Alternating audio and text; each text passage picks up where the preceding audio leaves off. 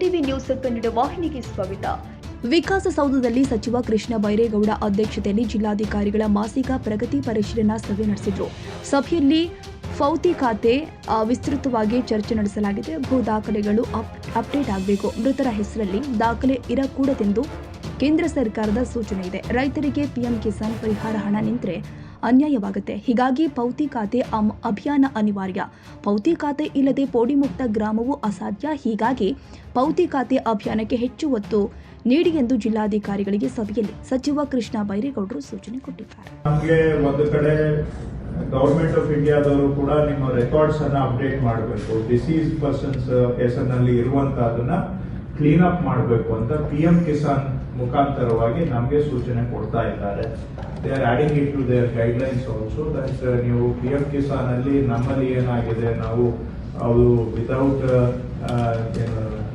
Records ಅಲ್ಲಿ ಇಲ್ಲದೆ ಇದ್ರು ಕೂಡ ಲೀಗಲ್ ಹೈರ್ಸ್ ಅಂತ ನಾವು ಅವ್ರನ್ನ ಕ್ರಿಯೇಟ್ ಮಾಡಿದ್ದೇವೆ. ಸೊ ಇವರನ್ನ ರೆಕಾರ್ಡ್ಗೆ ತರಬೇಕು ಅಂತ. ಈಗ ಪರಿಹಾರದಲ್ಲೂ ಕೂಡ ಇಷ್ಟು ದಿನ ಹಾಗೆ ನಡೆದಿದೆ. ಪಿಎಂ ಕಿಸಾನ್ಗಿಂತೂ ಪರಿಹಾರದಲ್ಲಿ ಬಹಳ ಲ್ಯಾಕ್ಸ್ ಆಗಿ ನಾವು ಅಲೋ ಮಾಡಿದ್ದೇವೆ. ಯಾಕೆಂದ್ರೆ ಸಿಚುವೇಶನ್ ಆ ರೀತಿ ಇತ್ತು ಅಂತ ಹೇಳಿ ಅಲೋ ಮಾಡಿದ್ದೇವೆ. ಈಗ ನಾಳೆ ಇದೆಲ್ಲ ಟೈಟ್ ಆದ್ರೆ ನಾಳೆ ರೈತರಿಗೆ ಅನ್ಯಾಯ ಆಗುತ್ತೆ. ಸೊ ಆ ಕಾರಣಕ್ಕೆ ಪಿಎಂ ಕಿಸಾನ್ ನಿಂತೋಗ್ಬಾರ್ದು, ಪರಿಹಾರನು ನಿಲ್ಬಾರ್ದು ಅಂತ ಹೇಳಿದ್ರೆ ರೆಕಾರ್ಡ್ಸ್ ಅಪ್ಡೇಷನ್ ಮಾಡಬೇಕಾಗುತ್ತೆ ನಾವು ಒಂದ್ ಕಡೆ. ಎರಡನೇದು, ಈಗ ನಾವು ಪೋಡಿ ಮುಕ್ತ ಗ್ರಾಮ ಸರಿಯಾಗಿ ಮಾಡ್ಬೇಕಾದ್ರೆ, ಸಮರ್ಪಕವಾಗಿ ಮಾಡ್ಬೇಕಾದ್ರೆ, ಭೌತಿಕ ಖಾತೆಗಳನ್ನ ಮಾಡದೆ ಹಾಗೆ ಮಾಡಿದ್ರೆ ಏನ್ ಪ್ರೋಗ್ರೆಸ್ ಆಗುತ್ತೆ ನೀವೇ ಹೇಳಿ. ಸುಮ್ಮನೆ ಇದು ಹಿಂದೆನೂ ಕೂಡ ನಾವು ಹಾಗೆ ಮಾಡಿದ್ದೇವೆ. ಈಗ ನಮ್ಗೆ ಪಕ್ಕಾ ಲೆಕ್ಕನೇ ಸಿಗೋದಿಲ್ಲ, ಟಾರ್ಗೆಟ್ ಏನು ಅಂತ ಗೊತ್ತಿಲ್ಲ. ಸುಮ್ಮನೆ ಏನು ನಮ್ಗೆ ಈಗ ಅವರು ಗ್ರೌಂಡ್ ಅಲ್ಲಿ ಏನ್ ಮಾಡಿದ್ದಾರೆ ಅಷ್ಟೇ ಟಾರ್ಗೆಟ್ ಅಂತ ನಾವು ತಿಳ್ಕೊಳ್ಬೇಕು. ಯಾಕಂದ್ರೆ ಎಂಡ್ ಟಾರ್ಗೆಟ್ ಅನ್ನ ಡಿಫೈನೇ ಮಾಡಿಲ್ಲ. ನೀವು ಜಾಯಿಂಟ್ ಓನರ್ಶಿಪ್ ಅಲ್ಲಿ ಇಟ್ಟಿದ್ದೀವಿ. ಈಗ ಜಾಯಿಂಟ್ ಓನರ್ ಹೋಗಿ ಆಲ್ಮೋಸ್ಟ್ ಬಿಕಾಸ್ ಒಂದ್ ಜನರೇಷನ್ ಆದ್ಮೇಲೆ ಜಾಯಿಂಟ್ ಓನರ್ಶಿಪ್ ಹೋಗಿ ಮಲ್ಟಿಪಲ್ ಓನರ್ಸ್, ಅವರೇ ಫ್ಯಾಮಿಲಿನವರೇ ಮಲ್ಟಿಪಲ್ ಓನರ್ಸ್ ಆಗುವಂತದ್ದು ಇದ್ರೂ ಕೂಡ ಯಾರ್ದೋ ಪೂರ್ವಜರ ಹೆಸರಿನಲ್ಲಿ ಇಟ್ಟುಬಿಟ್ಟು ನಾವು ರೆಕಾರ್ಡ್ಸ್ ಅನ್ನ ಮೇಂಟೈನ್ ಮಾಡ್ತಾ ಇದ್ದೇವೆ. ಸೊ ಅದನ್ನ ನಾವು ಪೌತಿ ಮಾಡಿ ಅವ್ರಿಗೆ ಅಟ್ಲೀಸ್ಟ್ ಅದನ್ನ ನಾವು ಜಾಯಿಂಟ್ ಓನರ್ಶಿಪ್ ನಾದ್ರೂ ರಿಫ್ಲೆಕ್ಟ್ ಮಾಡಬೇಕು. ಅದರಲ್ಲಿ ಎಲ್ಲಾದ್ರೂ ನಾವು ನಾಳೆ ಕೋಡಿಂಗ್ ಮಾಡಕ್ ಆಗೋದಿಲ್ಲ. ಬಿಕಾಸ್ ಓಕೆ, ಫಸ್ಟ್ ಟಾರ್ಗೆಟ್ ಅವರು ಲೀಗಲ್ ಹೇರ್ಸ್ ಅನ್ನ ರೆಕಾರ್ಡ್ಗೆ ತರಬೇಕು. That is our first target. ಅವ್ರಿಗೆ ಹಿಸ್ಸಾ ಕೂರ್ಸಕ್ ಆಗುತ್ತಾ, ಅದು ಸೆಕೆಂಡ್ ಟಾರ್ಗೆಟ್. ಎಲ್ಲಾರ್ಗೂ ಹಿಸ್ಸಾ ಕೂರ್ಸಕ್ ಆಗೋದಿಲ್ಲ. I am okay with that. But at least legal owners ಯಾರು ಅನ್ನೋದು ರೆಕಾರ್ಡ್ಗೆ ಬರಬೇಕು. ಇಲ್ಲ ಅಂತ ಹೇಳಿದ್ರೆ ಏನಾಗುತ್ತೆ, ಈಗ ಇಷ್ಟು ಜನ ಓನರ್ಸ್, ನಾವು ಸ್ಮಾಲ್ ಅಂಡ್ ಮಾರ್ಜಿನಲ್ಸ್, ನಮ್ಗೆ small and marginal farmers correct ಲೆಕ್ಕ ಸಿಗ್ಬೇಕಾದ್ರೆ ಅವ್ರದ್ದು ಎಲ್ಲ ತಂದೆ ಹೆಸರಿನಲ್ಲಿದ್ರೆ 5 ಎಕರೆ ಕಾಣುತ್ತೆ. 3 ಮಕ್ಕಳ ಹೆಸರಿಗೆ ಬಂದ್ರೆ ಅವಾಗ ಆಕ್ಚುಲಿ ಆವರೇಜ್ ಮಾಡಿದಾಗ ನಮ್ದು ರಿಯಲ್ ಲ್ಯಾಂಡ್ ಹೋಲ್ಡಿಂಗ್ ಸ್ಟ್ಯಾಟಸ್ ಗೊತ್ತಾಗುತ್ತೆ. ಸೊ ಇವೆಲ್ಲ ಆಗ್ಬೇಕು. ಅದರಲ್ಲಿ ಸ್ವಲ್ಪ ಭಾಗ ನಾವು ನಾಳೆ ಕೋಡಿಂಗ್ ಮಾಡ್ಲಿಕ್ಕೂ ಕೂಡ ಆಗುತ್ತೆ. ಯಾಕಂದ್ರೆ ಯಾರು ಒಪ್ಕೊಂಡು ಇಸ್ಸಾಗೆ ಒಪ್ಕೊಳ್ತಾರೆ ಅವ್ರನ್ನ ನಾವು ಕೋಡಿಂಗ್ ಮಾಡ್ಕೊಂಡು, ಅವ್ರದ್ದು ಮಾಡದೆ ನಾವು ಕೋಡಿಂಗ್ ಮಾಡಿದ್ರೆ we are leaving all more than 50% of our target ಅನ್ನೇ ಬಿಟ್ಟು ಮಾಡಬೇಕಾಗುತ್ತೆ.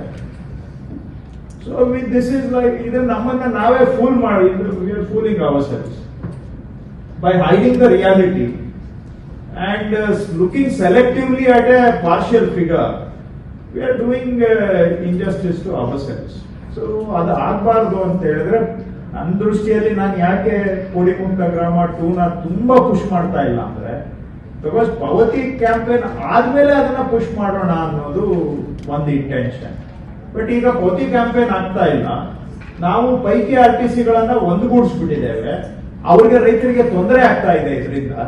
ಬಟ್ ಅದನ್ನ ನಾವು ಕೋಡಿಗೂ ಪುಷ್ ಮಾಡ್ತಾ, ಅಗ್ರೆಸಿವ್ಲಿ ಪುಷ್ ಮಾಡ್ತಾ ಇಲ್ಲ. ಅದು ಈಗ ನಮ್ಮ ಸರ್ಕಾರ ಬಂದ್ಮೇಲೆ 2,000 ಗ್ರಾಮಗಳಲ್ಲಿ ಕೋಡಿ ಮುಕ್ತ ಆಗಿದ್ರು ಕೂಡ, but that is against A partial target. That's not ಆ ಕೋಡಿ ಮುಕ್ತ ಗ್ರಾಮ ಮಾಡಿರೋದು ಕೂಡ ಅದನ್ನ ನಾವು ನಿಜವಾಗಿ ಅಲ್ಲಿ ಯಾವುದೋ ಒಂದು 4 ಸರ್ವೆ ನಂಬರ್ ಅಲ್ಲಿ 4 ದಿವಸ ಮಾಡಿದೀವಿ.